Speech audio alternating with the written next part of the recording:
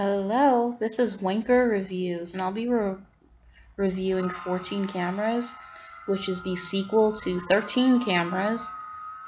The first movie was okay, I actually did like it, but I wasn't really looking forward to watching this simply because the plot aspect is very triggering for me. I've never been in a situation like this, but I do know someone who's creepy like this, that like the antagonist, like mouth breather, like just super fucking creepy. So that's why this movie is really triggering for me. For some other people, the antagonist might be super comical because it seems very exaggerated, and I can totally understand why some people might think the antagonist is funny, like they wouldn't be able to take this person seriously or think he's scary at all, which I can completely understand. But yeah, that was just a small problem for me, especially in the beginning. Like, they laid it on super thick in the beginning. Like, they would just do like these long shots of the man's face, like with his mouth like wide open. Like, it looked a little ridiculous after a while, but it was so gross. Like, the main character is so freaking gross. But to get to the plot is like in two different locations. One focuses on a family, two girls, one guy, and their parents, and then it goes back and forth between these two women who are trapped underground, and then it goes back to the family living in one of the properties that's owned by the man.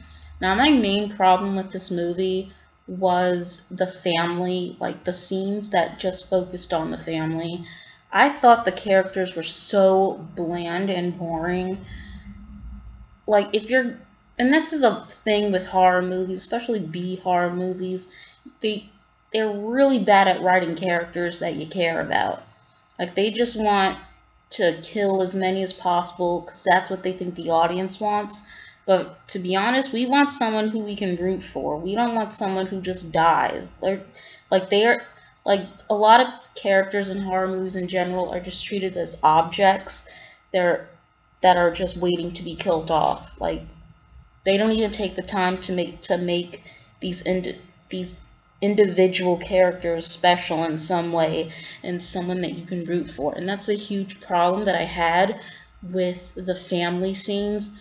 There would even be parts where where they would show the parents, and then they wouldn't show them again until halfway through the movie.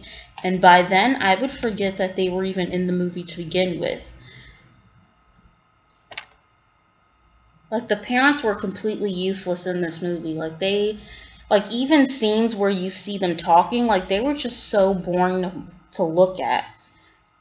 And I honestly wish that the movie itself had just focused on the two women that were trapped underground, because that was the only interesting part of this whole movie. Like, they really should have just focused on them and made the whole movie about them. One of the women that's trapped underground is the lead actress from the previous movie. So she's locked away with another woman that was captured by him in the beginning of the movie, and the woman that was just captured and put in there, like, she's coming up with all sorts of plans on how to escape. Like, she's like ready to escape, and the lead actress from the previous movie is trying to talk her out of it.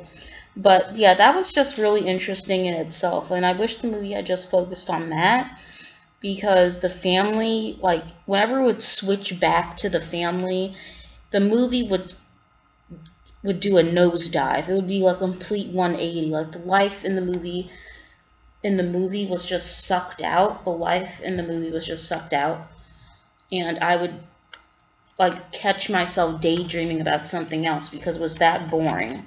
And the acting from the girls that were living in the house was really flat and amateurish. And I know that's something that's, a part of B movies. Like, you can't really get the best actresses for B movies, but these girls literally looked like they were reciting a scene in an acting class. Like, that's how bad it was.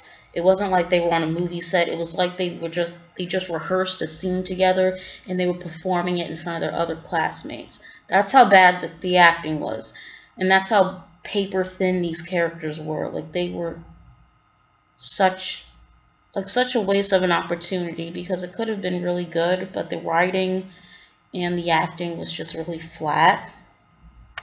Now, I have to say, the only thing about the house that was interesting was when we find out that the antagonist has a live stream and a chat room connected to the live stream, and all these people are talking inside the chat room while watching the people in the house. And I'm not going to give too much away, but someone in the chat room makes up an offer, and then other people in the chat room join in, and they're coming up with this plan, and the antagonist, the creepy ass old man, is looking at all of this, and he's like trying to stop it. So that was actually a really creepy scene. Like, that scene actually affected me, and it reminded me of Unfriended, Dark Web, that just came out a couple of weeks ago. The whole chat room thing, like, that creeped me out. So that was the only interesting thing about the house, about what the house subplot added to the movie. But yeah, that was about it. I would give this like a 5 out of 10. I do recommend watching it if you like the first one, or if you have really nothing else to do. Yeah, if you have nothing else to do, or if you like the first one, you can kill some time watching this. Of course, and this isn't really a spoiler, but the ending does open for a third movie. Like, it's an open-ended movie, which is predictable, so that's not a spoiler, which is really annoying because so many horror movies today are opened up to more sequels just so they can make a cash grab. But I mean, that's just how it is. So anyway, I would give this a 5 out of 10. And yeah, thanks for watching.